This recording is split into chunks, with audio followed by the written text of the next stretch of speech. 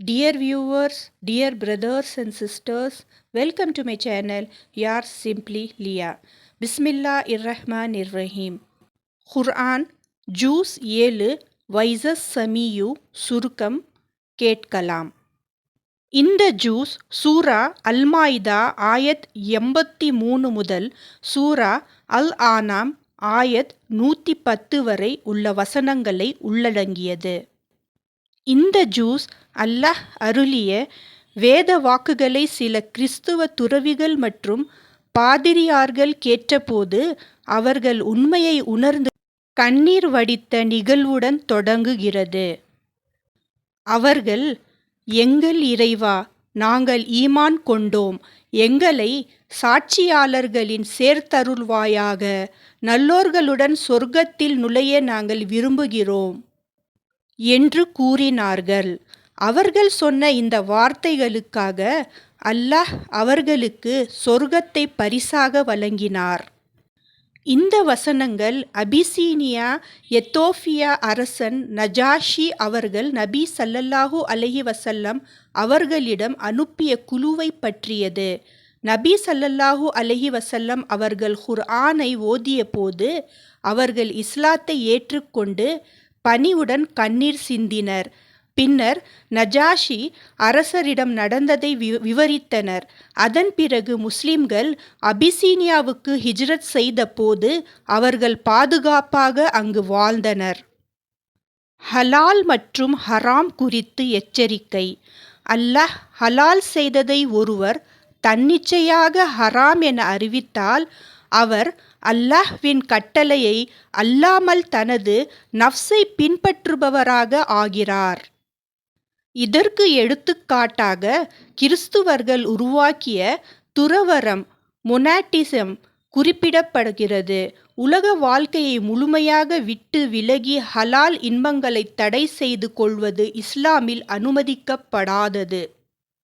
சத்தியம் மற்றும் கஃபாரா பற்றிய உறுதியான சத்தியங்களை மீறினால் அதற்கான கஃபாரா பரிகாரம் கொடுக்க வேண்டும். 10 ஏழைகளுக்கு உணவளித்தல், அல்லது அவர்களை ஆடை அணிவித்தல், அல்லது ஒரு அடிமையை விடுதலை செய்தல். இவற்றில் எதுவும் முடியாவிட்டால் 3 நாட்களுக்கு நோன்பு நோட்பதாகும். ஹராம் செய்யப்பட்டவை பட்டியலில் அல்லாஹ் தெளிவாக ஹராம் என அறிவித்திருக்கிறார். மதுபானம், சூதாட்டம், ஜோதிடம், குறி சொல்லுதல் இவை அனைத்தும் ஷைத்தானின் செயல்கள் என குறிப்பிடப்படுகின்றன. இஹ்ராம் நிலையில் வேட்டையாடுவதற்கான தண்டனை குறித்து அல்லாஹ் விளக்குகிறார். ஒவ்வொரு சூழ்நிலைக்கும் தனிப்பட்ட தீர்ப்பு தேவைப்படுவதால் அறிஞர்களிடம் ஆலோசனை பெற வேண்டும் என்று அறிவுறுத்தப்படுகிறது. வசியத். மரணம் நெருங்குவதற்கு முன் தமது வசியத்தை வில் எழுத வேண்டும் என்று அல்லாஹ் கட்டளை இடுகிறார். மறுமை நாளில் விசாரணை. மறுமை நாளில் அல்லாஹ் ஒவ்வொரு நபியிடமும் அவர்களின் சமூகத்தை பற்றி கேட்பான். அவர்கள், நாங்கள் கட்டளையிடப்பட்டதை மட்டுமே செய்தோம், மறைந்த அனைத்தையும் நீயே அறிவாய் என்று பதிலளிப்பார்கள். நபி ஈசா அலை பற்றிய நினைவூட்டல். அல்லாஹ் நபி ஈசா அலை அவர்களின் அதிசயமான பிறப்பு, செய்த மோஜிசாக்கள், அவருக்கும் அவர்களின் தாய் மரியம் அலை அவர்களுக்கும் வழங்கிய அருட்கொடைகள் அனைத்தையும் நினைவூட்டுகிறார். மாயிதா. வானிலிருந்து வந்த உணவு. சூரா அல்-மாயிதாவில் நபி ஈசா அலைஹிஸ்ஸலாம் அவர்களின் வேண்டுகோள் இணங்கி அல்லாஹ் வானிலிருந்து உணவு நிறைந்த மாயிதாவை மேசை இறங்கிய நிகழ்வு கூறப்படுகிறது. அதை மறுத்தவர்கள் கடுமையான தண்டனையை சந்திப்பார்கள் என்று அல்லாஹ் எச்சரிக்கிறார். அல்லாஹ், என்னை கடவுளாக அழைத்தாயா என்று ஈசா அலை அவர்களிடம், நீயும் உன் தாயையும் அல்லாஹ்வைத் தவிர கடவுள்களாக எடுத்துக்கொள்ளுமாறு மக்களுக்கு சொன்னாயா என்று கேட்க, நபி ஈசா அலைஹிஸ்ஸலாம் அவர்கள் அதை முற்றிலும் மறுத்து, நான் சொன்னது ஒன்றே, என்னுடைய இறைவனும் உங்கள் இறைவனுமான அல்லாஹ்வை வணங்குங்கள் என்று பதிலளிக்கிறார். சூரா அல் ஆனாம் தொடக்கம். சூரா அல் ஆனாம் முழுவதும் ஒரே அமர்வில் 70,000 மலக்குகள் சூழ மக்காவில் இறக்கப்பட்டது. வானங்களையும் பூமியையும் படைத்த அல்லாஹ்வுக்காகவே எல்லா புகழும் என்று இந்த சூரா தொடங்குகிறது. இந்த உலக வாழ்க்கை ஒரு சோதனைதான். இந்த உலக வாழ்க்கை வெறும் விளையாட்டும் பொழுதுபோக்கும் மட்டுமே. ஆனால் மறுமை வீடு தான் தக்வா கொண்டவர்களுக்கு சிறந்தது.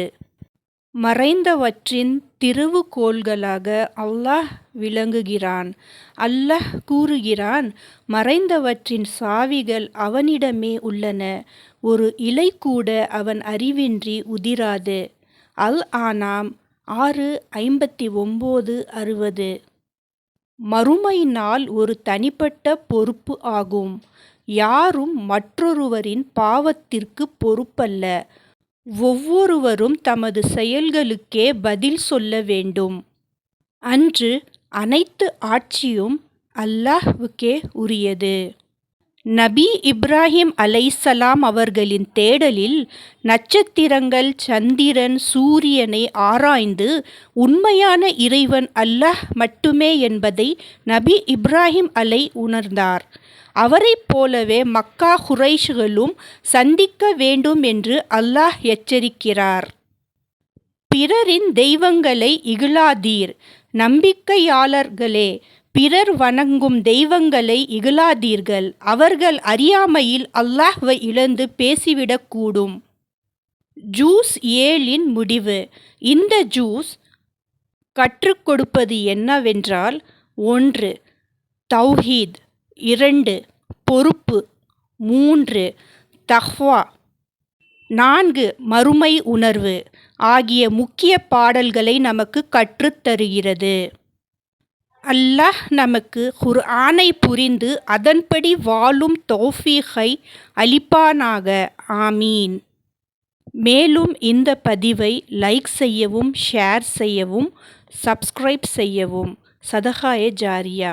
வஸ்ஸலாமு அலைக்கும் வரஹ்மத்துல்லாஹி வபரகாத்துஹு.